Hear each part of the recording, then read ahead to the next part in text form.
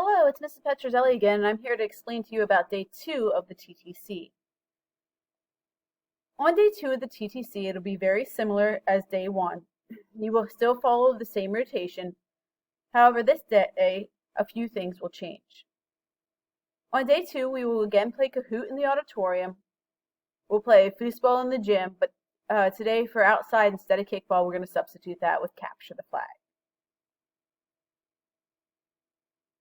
Kahoot, remember to enter your name correctly, first name, last initial, a whole new set of trivia questions for you.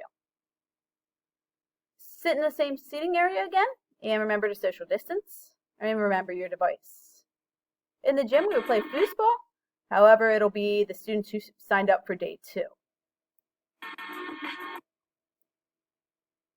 When you are signed up, if you are playing on day 2, make sure that the players, no matter what team you're at, you sit in the first 2 rows so that it's easy to do the line changes in and out to switch teams.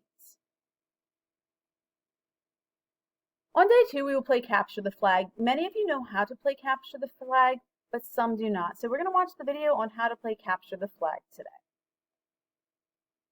Alright, we're going to look at a version of Capture the Flag. This is one of many versions of this game, so it might not be the exact one you're looking for, but I suggest checking it out anyways because it's a lot of fun. You're going to need some flags, or you could use pins instead, some hula hoops, and some pylons, or those cones. Okay, so what you're going to start with some hula hoops on the corners of the gym. The gym's going to be split into 2 halves for 2 different teams. And in those hula hoops, you want to put some flags. And then around the hula hoop, you're going to put some cones. This is going to be a buffer zone or a safe area. I'll explain that in a bit.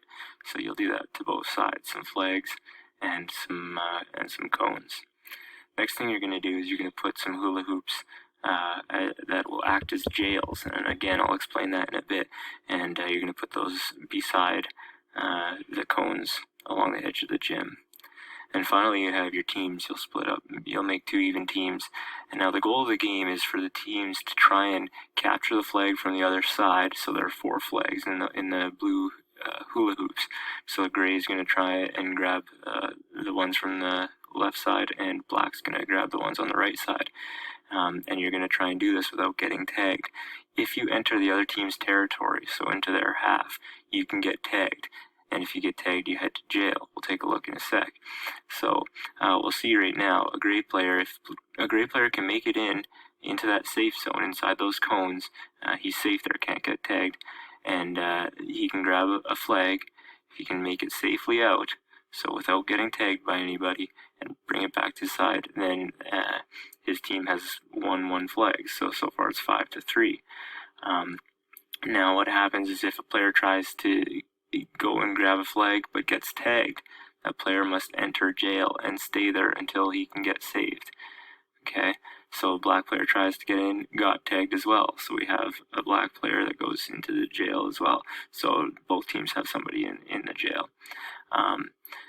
What we have here is if you can manage to get a flag, but when you leave and you're still in the other team's half, if you get tagged, well, now you have to go and put the flag back and then go into the jail.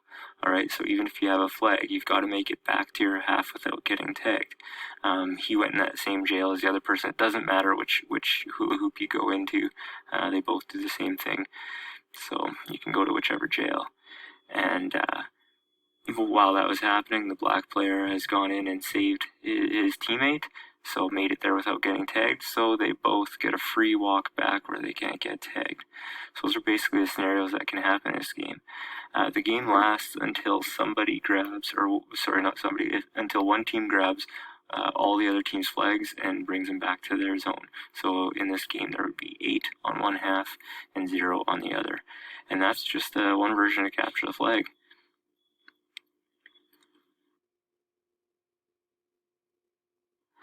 Some things you want to note in this game is students can't be tagged in that safe zone like I talked about.